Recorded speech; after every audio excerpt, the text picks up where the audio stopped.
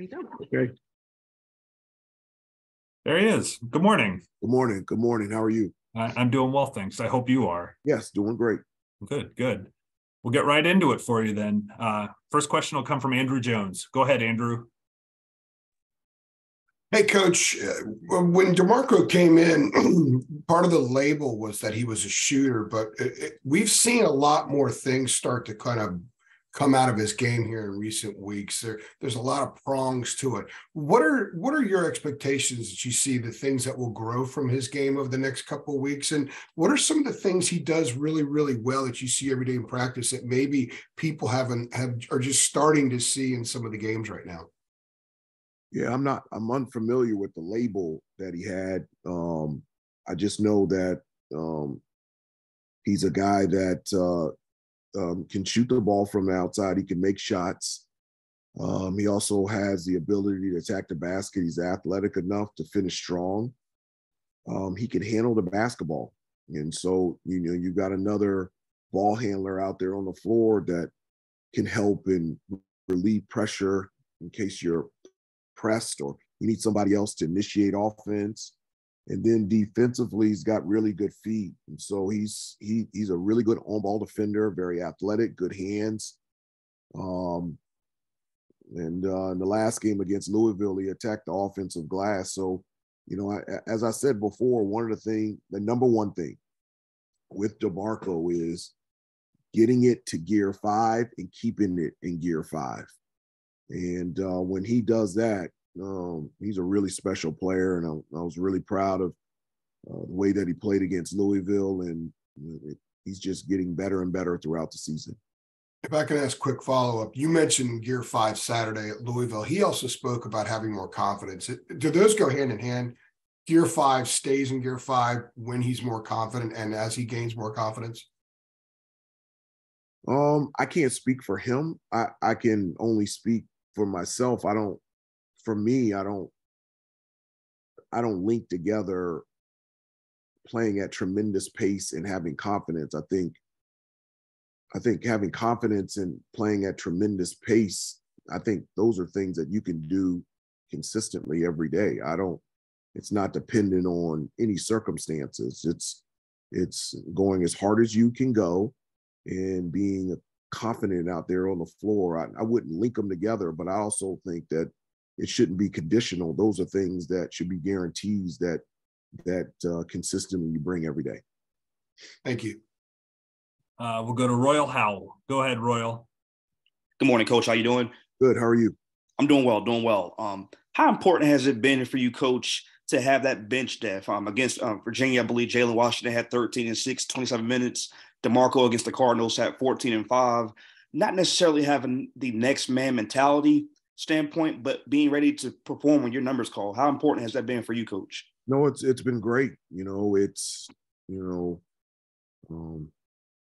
Having guys be productive coming off the bench. That's something that that we talked about to start the season, that we have depth, and in order to use it, we need guys to be consistent in terms of their play when their number is called. And not just Jalen in the Virginia game, or not just DeMarco in the Louisville game. I thought Seth coming off the bench in games has been huge for us. I think Dontrez came in the Louisville game and gave us 8 great minutes. There's times where Tyler Nickel has had moments coming off the bench, and against Wake Forest, Justin McCoy played 17 minutes and played extremely well for us. So it's huge to have those type of options and that type of production coming off the bench on a consistent basis.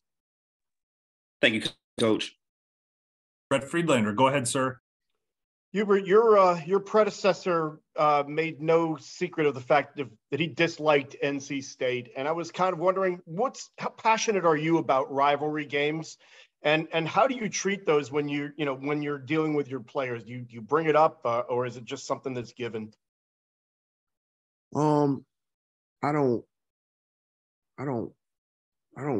spend any time with that.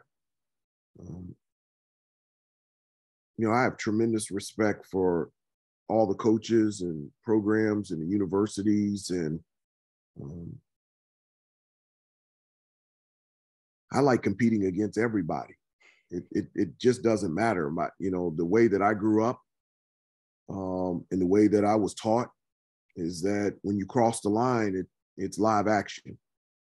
And so whether it's NC State, College of Charleston, Duke, Ohio State, once you cross over the line, it's real. And so the realness doesn't get higher dependent on a different opponent. It can't get any higher because it's at the highest level for me, whoever we played. And so that's just the way that I've always approached basketball as a player and as a coach.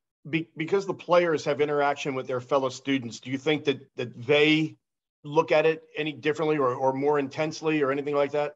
I don't know. And I don't really care. That's of no benefit or importance to us. Our focus is on getting better and being the best that we can be at whatever game that we play. So right now, our focus is on a really good Boston College team and our preparation to see if we can play our best game of the year on Tuesday night. And so then on Saturday, we play NC State, and then after that, we play Syracuse. That's just the way that I approach things. And I always talk to the guys about focusing on what is real and what allows us to be the best team that we can possibly be. And that's our preparation, our practice, and how hard we play. Thank you very much, Hubert. Appreciate it. Good luck this week. Thank you. Go to CL Brown. Go ahead, CL.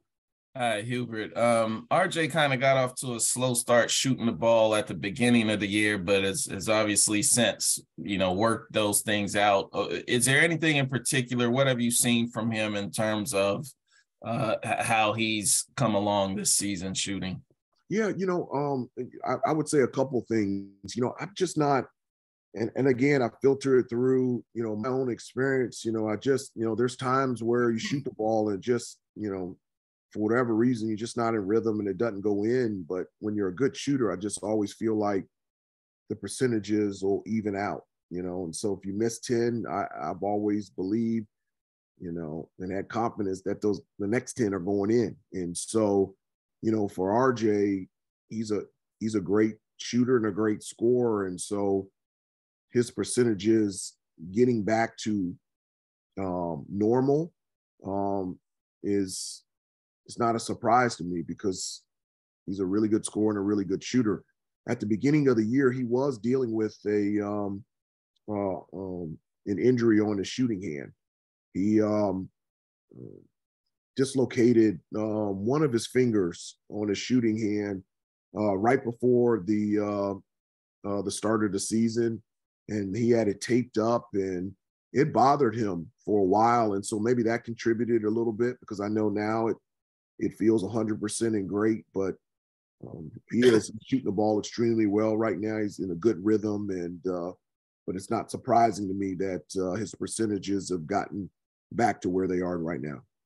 And I'm doing a story on him and his dad's influence, and his dad is still the leading scorer at Mercy in upstate New York. I was wondering if there's any maybe personality traits, that you see from RJ that he took from his dad.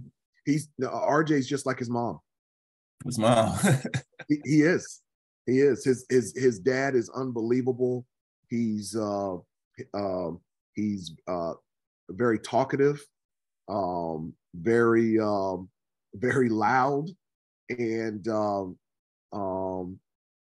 RJ is the exact opposite. He's quiet, and he is just like his mom. And RJ's brother Bryce is just like the dad, and so it's hilarious. But RJ's exactly personality-wise is looks like his dad, but acts like his mom. All right, great, appreciate it. Yeah. Hubert, that's all the time that we have for you today. Thank you. We appreciate it as always. All right. Thanks a lot. Have a great day. Thank you. You do the same. Okay, bye-bye. All right. We'll bring Jeff K